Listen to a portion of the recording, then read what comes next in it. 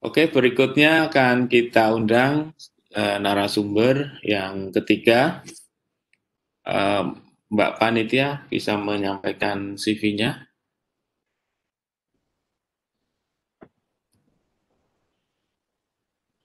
Nggak kelihatan ya. Oke, saya lihat dari ini. Ya, eh, saya sebetulnya agak males memperkenalkan narasumber yang satu ini, ya. Jadi beliau satu SMA dengan saya di Solo. Dulu sering pinjam catatan saya, tapi Sabar Pak Joko. tapi nggak tahu nasibnya sekarang jauh lebih baik dari saya.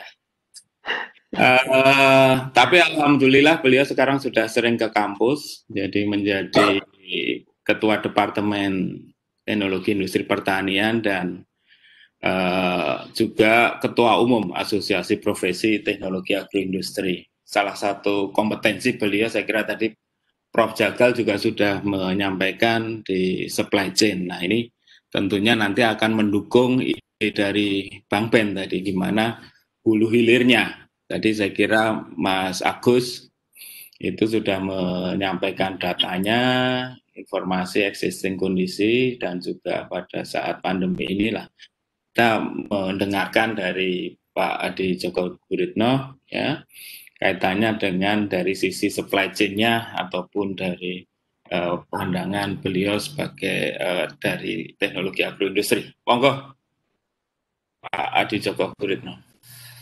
Baik, bismillahirrahmanirrahim. Assalamualaikum warahmatullahi wabarakatuh. Selamat pagi, Bapak Ibu yang saya hormati. Terima kasih Pak Lili. Saya juga kaget kok moderatornya Pak Lili. Tahu gitu kemarin saya tolak. Ini saya akan sharing saja dari stop sharing. Iya, saya akan sharing ini ya dari yang materi saya. Baik, sudah kelihatan ya. Bapak Ibu yang saya hormati, perkenalkan dan saya terima kasih atas waktu yang diberikan ke saya. Dan yang pertama saya ingin sampaikan terima kasih untuk kesempatan dan selamat untuk Disnatalis yang ketiga. Pak Jagal semoga bisa membawa Kagama TP ini semakin nyata memberi kontribusi kepada rakyat kita yang hari ini topiknya sangat-sangat menarik dan saya diberi amanah untuk menyampaikan tentang rantai pasok dan insya Allah saya sampaikan sebisa mungkin apa yang saya ketahui. Baik, jadi di sini saya ingin sampaikan beberapa hal saja nanti potensinya, rantai pasok, isu dan gap-nya yang sekarang terjadi.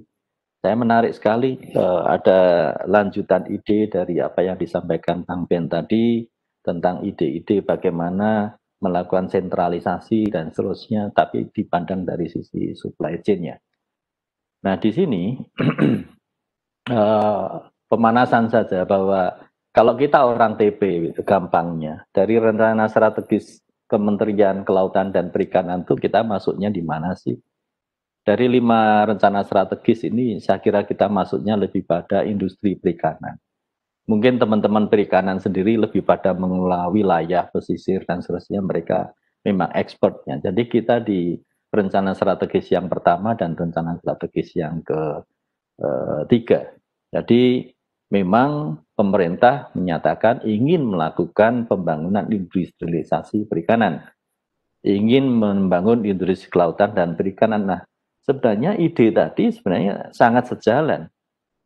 Agak aneh malahan kalau ada handicap karena ini merupakan rencana strategis dari kementerian gitu.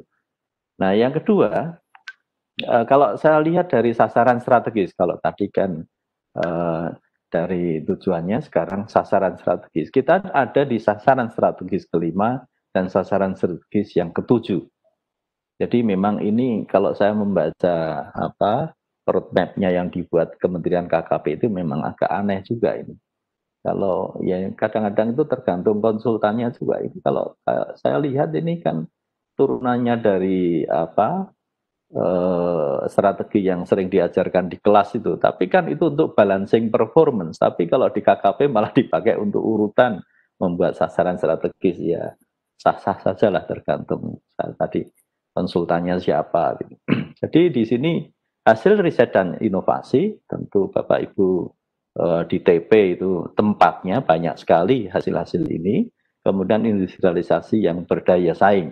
Nah ini yang penting. Nah sedikit saya olah data itu yang ekspor dari 2012 sampai 2019 gitu. Jadi yang ekspor ini memang dari Jepang, Malaysia, Singapura. Itu faktanya memang kebanyakan ke sana. Tetapi kalau kita olah gitu data itu, ternyata yang terakhir, data terakhir dari tonase dan penjualan, itu yang kita jual ke Malaysia itu ya sangat murah. Ini belum yang dicuri dari kapal-kapal Vietnam, Thailand, dan seterusnya ini. Di Jepang rata-rata 4,8 dolar per kilo, tapi kalau yang di Malaysia dan seterusnya seperti ini.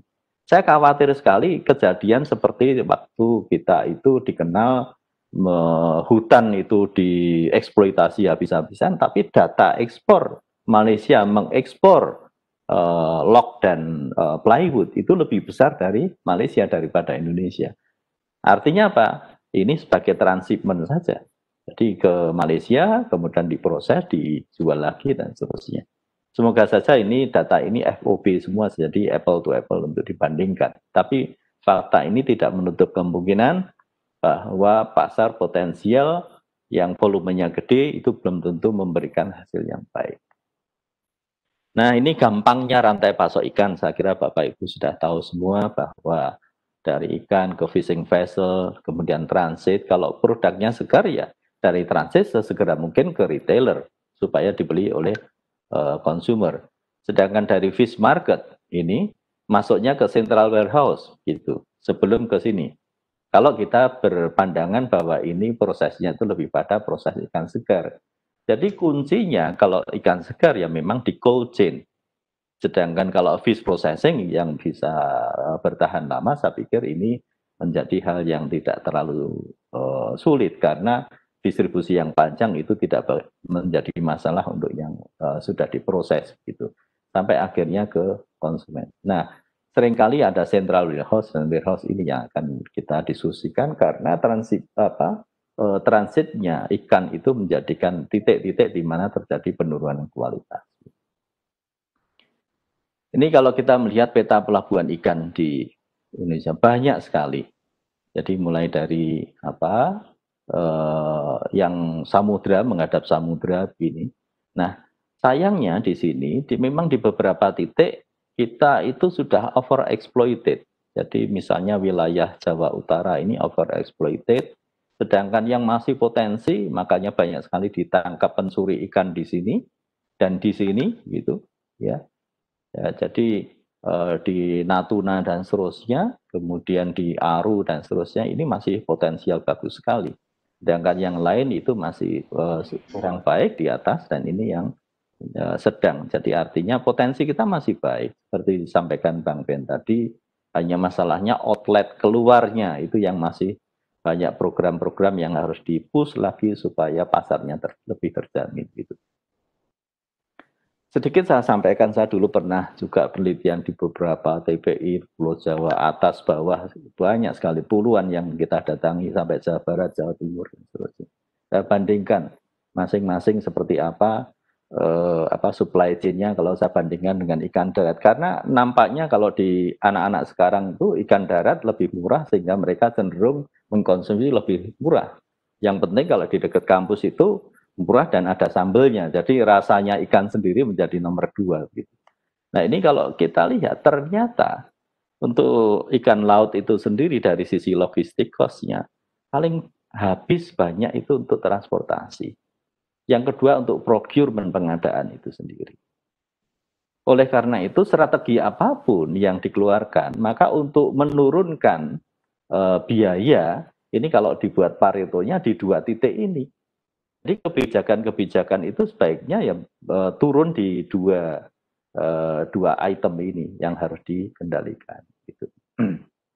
Oh maaf. Ini kan tirnya supply chain, mulai dari procurement, material handling, maintenance, inventory sampai ke informasi. Jadi kalau saya blok hijau ini merupakan persentase di mana beban terbesar itu sebenarnya justru bukan di trader, bukan. Tapi kebanyakan misalnya procurement di fisherman, di nelayan yang entah ini dibiayai atau tidak gitu. Material handling, di maintenance, di inventory. Ini persentase ini walaupun angkanya bergerak tapi menunjukkan bisa dipakai untuk bahan kebijakan. Mestinya ke arah mana hal-hal yang disupport oleh pemerintah itu bisa membuahkan hasil yang lebih baik. Nah, repotnya lagi, ini saya juga dari hasil penelitian saya, bahwa dari ujung fisherman ke retailer, ini dari sisi kualitas, ini semakin menurun. Gitu. Organoleptic score-nya juga menurun. Gitu. Tetapi penikmat margin itu justru di retail di sini. Ini penikmat margin. Jadi dari penjualan ini marginnya untuk kolektor maupun nelayan, trader itu tidak sebanyak dari retailer. Nah ini apakah kita akan membangun satu supply chain yang berkeadilan atau gimana, ini masih menjadi PR tergantung dari pembuat kebijakan. Dari kacamata supply chain itu sendiri sekarang saya ingin bicara tentang bagaimana kita mengarahkan supply chain. Nah saat ini memang situasi supply chain yang terjadi itu jenisnya lebih kita sebut dengan fragmentary supply chain. Jadi pelaku ini terpisah-pisah. Pemilik bisnis ini sampai transportasi, distribusi, sales retail ini orangnya terpisah-pisah. Kebutuhannya juga terpisah-pisah di sini. Jadi situasi seperti ini menimbulkan entitas bisnis yang berbeda-beda. Dan kalau entitas bisnis yang berbeda-beda, effort untuk menuju satu kesamaan objektif itu sulit. Ya. Jadi pemilik kapal ya sudah bisnisnya di situ, dia akan mengeksploitasi semaksimal mungkin keuntungan yang ada di situ. Jadi agak kesulitan. Nah sekarang yang kedua sekarang, nah ini mulai peran dari dinas maritim dan perikanan gitu ya yang di daerah ini mestinya bisa mengadopsi target oriented supply chain. Nah ini agak nyambung dengan konsep yang dibicarakan Bang Ben tadi bahwa driver utama dari target oriented supply chain itu di ekor di sini. Bentar saya pakai warna supaya mudah. Nah di sini di sales retail di sini. Jadi predicted local demand. Jadi mestinya tugas pemerintah untuk melakukan prediksi kebutuhan dan seterusnya. Lalu di sini mulai berpikir bagaimana distribusinya, transportasi, processing, procurement. Jadi misalnya dari procurement, potensial source-nya ada enggak? Ya, apa nyari di seluruh pantainya DIY itu cukup enggak? Apa harus diimpor, didatangkan dari Probolinggo seperti tadi? Ya sah-sah saja mendatangkan sepanjang itu di dalam NKRI, nggak masalah. Apakah catchment capacity-nya cukup, alat tangkapnya cukup, gitu. Nah, apakah bisa mendapatkan ikan yang cukup kualitasnya? Nah, kalau untuk processing, PR-nya lebih pada processing capacity. Ya, di sini ini harus dipecahkan, tetapi cara berpikirnya itu didrive oleh predicted local demand, sehingga ini berbicara tentang kapasitas. Di sini bagaimana? Ya timeline-nya pasti dikaitkan dengan transportation mode. Apakah cukup truk berpendingin yang ada yang berseliweran di DIY ini untuk mendistribusikan produk-produk itu dengan cara yang baik? Begitu juga yang terakhir di sini, consumer demand dan distribution channel. Jangan salah, distribution channel penting banget. Pada saat kita punya resource tapi salah menentukan distribution channel, nggak ngejar ini nanti resident retail. Jadi target oriented supply chain ini, driver dari predicted local demand itu berbicara terhadap kapasitas per provinsi bisa, per region bisa. Monggo saja ini yang bisa dilakukan. Nah, yang ketiga jenis rantai pasokan ini itulah yang kita tuju sebenarnya, integrated supply chain. Apa itu integrated supply chain? Jadi pelaku-pelaku yang sama tadi itu harus digarap ininya dulu. Kelemahan supply chain itu kan pemilik ABCDE-nya beda. Maka ABCDE-nya ini harus dijadikan satu visi, pemahaman, merah semua misalnya. Oh, hijau ya hijau semua, gitu. Kemudian appropriate profit margin, seberapa kita atur, dan seterusnya. Nah ini, integrated supply chain ini, kalau kita pikir, ini harus ada yang berani memulai. Ya, jadi di sini ini harus ada dirijennya. Bagi situasi seperti ini tidak lain adalah penguasa lokal. Atau kalau memang negara ya ini harus ada peraturan yang mengikat. Supaya apa? Ini jalan terintegrasi kebutuhan itu. Gitu.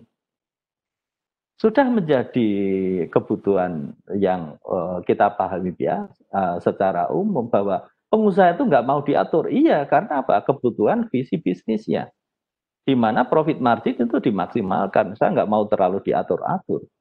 Nah, untuk itu ini ada PR. Entah ini nanti semi pemerintah atau memang partneran dengan swasta tetapi kontrol ya, terkontrol dan seterusnya di sini. Nah, ini yang kita sebut dengan integrated supply chain yang berbicara ini kebijakan policy. Nah, secara konseptual, integrasi supply chain di DIY misalnya, ini AID begitu. Jadi ini misalnya yang merah-merah itu mulai dari Adikarto di Kulon Progo, di Parangtritis, Parangkusumo dan seterusnya sampai Baron dan seterusnya, nggak apa satu persatu, tapi kira-kira begitu. Pikirkan satu hal, di mana tempat itu harus ada tempat di mana itu bisa dibuat satu cold storage yang terpadu. Kenapa ini saya taruh di sini? Karena Adikarto itu pelabuhannya besar, fasilitas ada. Mungkin cold storage yang besar belum ada, tetapi belum mencukupi. Tetapi di sana masih sangat memungkinkan. Jadi misalnya di sini, kita harus berpikir bahwa ini ada satu link yang harus digarap betul bagaimana transportasi itu terjamin dari masing-masing titik ini menuju ke sini. Nah, proses-proses yang terjadi, pembersihan, penyimpanan di sini. Ini yang membutuhkan teknologi warehousing, tracking. Saya bicara tracking, nanti kita jelaskan. Investasi, potensi pasar. Pemerintah punya, nggak punya. Makanya betul juga kalau pihak swasta seperti Bank BEN akan masuk, mau investasi dan seterusnya, sepanjang ini memang menawarkan profit margin bagi pengusaha, itu nggak ada matinya begitu. Bila ini sampai dimanapun. Ya, ini untuk kompetensi. Ya, ini UGM-nya akan bekerjasama dengan ini, dengan dinas regulasi dan otoritas. Kemudian saya teruskan ini, leveling untuk integrated supply chain itu seperti ini. Apa yang dibutuhkan ini masing-masing? Ini business as usual. Kemudian meningkat sedikit itu pure business oriented. Kemudian terkoordinasi dan terintegrasi. Jadi jangan mimpi kita langsung bisa terintegrasi kalau kita tidak pernah ada koordinasi yang baik. Apa yang dibutuhkan? Masing-masing sudah saya tulis. Jadi kalau di sini ya undervalued. Nilai-nilai ikan itu undervalued. Sedangkan yang di sini, yang tadi kita contohkan awal, itu masih silo terfragmentasi. Motif ekonominya lebih kuat dari kebutuhan bersama. Sedangkan di sini ya butuh mulai, butuh insentif. Pengusaha mau ke sini, nggak mau begitu saja, harus ada insentif. Local fulfillment-nya ada, economic value, economic motifnya jelas. Yang terakhir, integrated itu butuhnya insentif, regulasi, national interest, dan seterusnya. Buru-buru suruh ngurus national interest pengusaha, tidak bisa kalau tidak ada insentif ini. Nah ini kenyataan yang harus dipahami, di mana nanti pada tahapan ini apa yang dibutuhkan. Misal plus teknologi ya sertifikasi wajib.